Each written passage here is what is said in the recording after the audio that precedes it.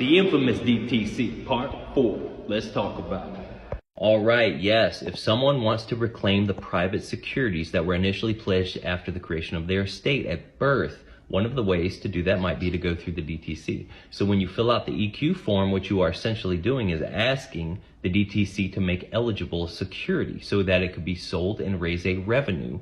Then those units can be transferred to you in some kind of holding account so that you can have access to it. The purpose of talking about all this is to enlighten you on what is actually going on in our modern world today in the background, not so that hundreds of thousands of you could go running to the DTC knocking on the door. For instance, at the top of the EQ form, there are 5 check boxes for making issues eligible. If the wrong one is checked, you will be visited by the FBI or other serious officials with guns. So if you don't know what you are doing, don't do it. They will make your life miserable for messing with things that you do not understand. For example, you're sitting there, you probably think that the government is actually financed by the taxes that the IRS collects from taxpayers.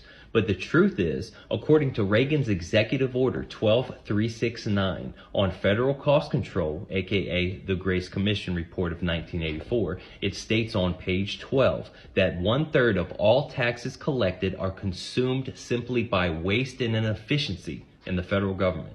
Another 1/3 of taxes escapes collection completely, and 100% of the last third goes to interest on federal debt. That's right, so there you have it in black and white. Not one nickel of your tax dollars actually goes to running the government. That's why they are all established as not-for-profit corporations. So how does the government fund itself, you might ask? Well, for government funding, usually the government has to create a bond, and then that bond is going to be offered up to investors.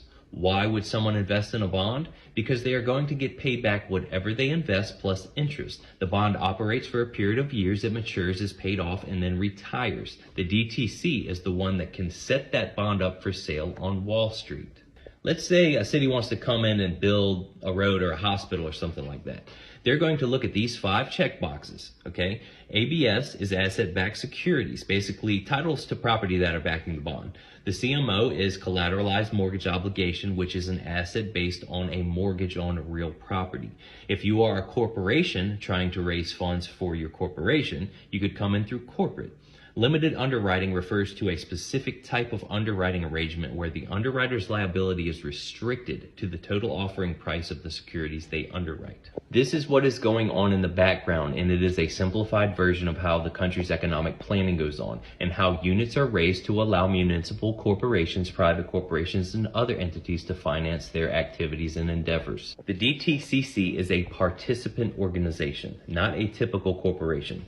Basically, it is a fiction like everything else in the public.